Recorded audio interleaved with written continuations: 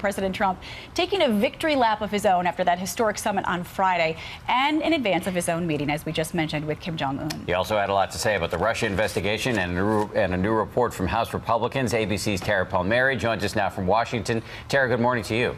Good morning, Dan and Paula. That's right. It was a week of highs and lows for President Trump. While his top pick to lead the VA, Dr. Ronnie Jackson, had to withdraw his name amid embarrassing allegations, he saw his Secretary of State, Mike Pompeo, confirmed. And then he was able to take a victory lap for his high-pressure campaign against North Korea. President Trump taking a bow for the historic agreement struck between the leaders of North and South Korea, working toward an end to their decades-long conflict. I think I have a responsibility. I think other presidents should have done it. President taking on the challenge to denuclearize the Korean Peninsula and bring peace, a solution unreachable for the past 60 years, in that upcoming meeting with the North Korean dictator. I look forward to our meeting.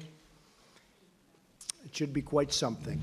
At the same time, signaling that he's ready to break the Iran nuclear deal. German Chancellor Angela Merkel and French President Emmanuel Macron were in Washington this week trying to salvage the accord before the May 12th deadline to pull out. I think we'll be talking about Iran probably, but I don't necessarily expect it one way or the other. While sending mixed signals on foreign policy, President Trump endorsed a heavily redacted report from the House Intelligence Committee, stating that there's no evidence of campaign collusion with the Russians during the 2016 election. We were honored. It was a great report. No collusion, which I knew anyway. No coordination, no nothing. But Democrats on the committee are calling the report fundamentally flawed, as Special Counsel Robert Mueller's probe and the Senate Intel Committee's investigation are still ongoing.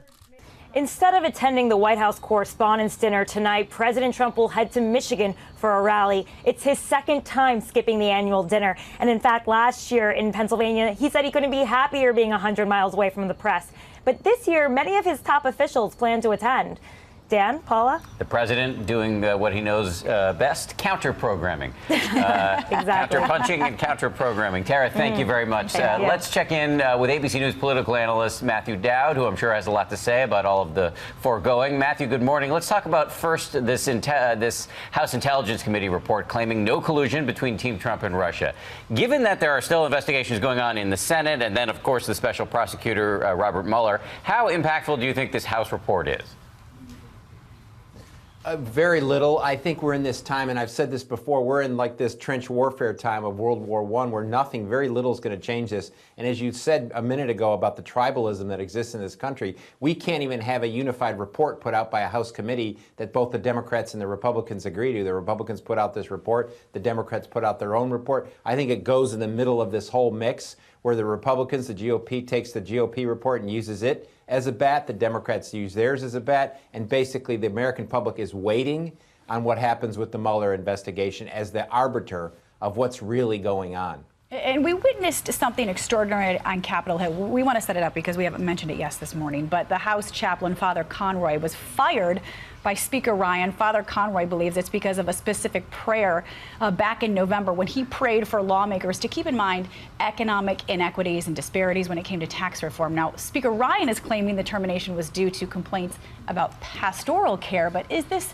potentially damaging to the Republican Party? We don't see things like this happen. No, and I think when you look at it, he's a Jesuit priest, and let's just recall that the Pope was actually a Jesuit in this, and Speaker Ryan is Catholic in the middle of this. I think what it does is it probably doesn't change the dynamics for the elections with Catholic voters, but what it does is it underlines a level of hypocrisy, I think, that has grown among Republican leaders on faith and family. They have a tendency to quote the Bible and religion as regards social issues and ignore much of the Bible as regards poverty and the most vulnerable in our society. And I think this underlies that schism, that their ability to talk about faith in a way that seems clear and independent is no longer, I think, possible. And I think that's the vulnerability the Republicans have. All right, Matt, we do want to thank you for joining us. Hi, everyone. George Stephanopoulos here. Thanks for checking out the ABC News YouTube channel. If you'd like to get more videos, show highlights, and watch live event coverage, click on the right over here to subscribe to our channel. And don't forget to download the ABC News app for breaking news alerts. Thanks for watching.